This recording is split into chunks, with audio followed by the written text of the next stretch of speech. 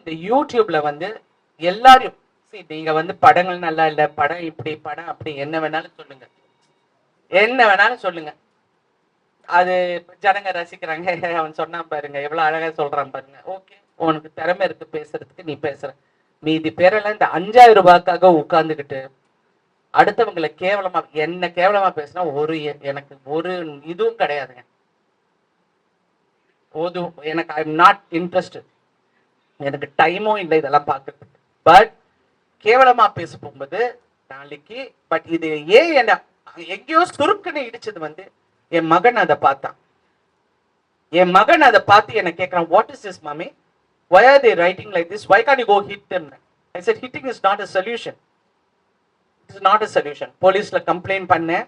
நான் ஏன் சொல்றேன்னா போலீஸ்ல கம்ப்ளைண்ட் பண்ணியிருக்கேன். பட் அவன் சொல்றேன் எனக்கு 100 கேஸ், இது 101வது கேஸுங்கிறான்.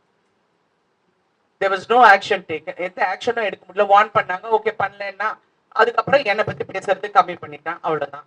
But what I am saying,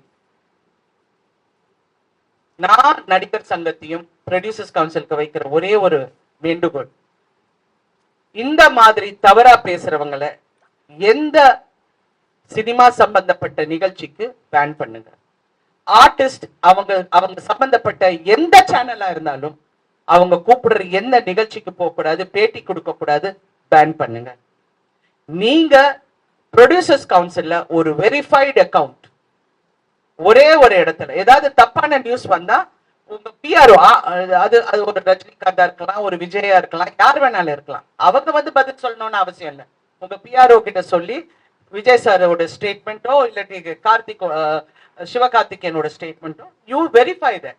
so பாக்குறவங்களும் இன்டெலிஜென்ட் பீப்புள் இருக்காங்கல்ல, அவங்க ஓ இங்க வெரிஃபை இருக்கு, இது வெரிஃபைடு இல்லைன்னு அட்லீஸ்ட் ஒரு சின்ன சேவிங் கெஸ்டர் பண்ணுங்கன்னு நான் சொல்லியிருக்கேன்.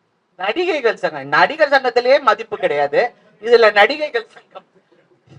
ஏற்கனவே நான் ஒண்ணு சொல்றேங்க, எந்த தவறு நடந்தாலும் உலகத்துல ஒரு சின்மையா இருக்கட்டும், யார் வேணாலும் இருக்கட்டும், அவளதான் தப்பு சொல்றாங்க. யாராவது இந்த ஆம்பளைங்களை ஒருத்தரும் தப்பு சொல்றாங்களா?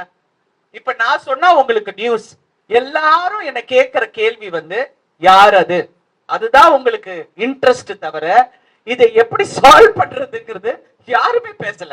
ஆனா மறுபடியும் சொல்றேன், உங்கள் மௌனம் தப்பாக புரியப்படும், என்னிடம் இல்லை மக்களிடம். ஏன்னா தமிழ்ல இருக்கிற எல்லா நடிகர்களும் எங்கேயோ ஒரு வகையில அரசியல் ஆசை, அரசியலுக்கு வரணும்னு ஆசை, அரசியல்ல செயல்படுறவங்களுக்கு ஆசை. நீங்க எல்லாம் மக்களுக்காக பேச போறீங்களே, உங்க கூட இருக்கிற பெண்களுக்காக ஒரு வார்த்தை சொல்லுங்க.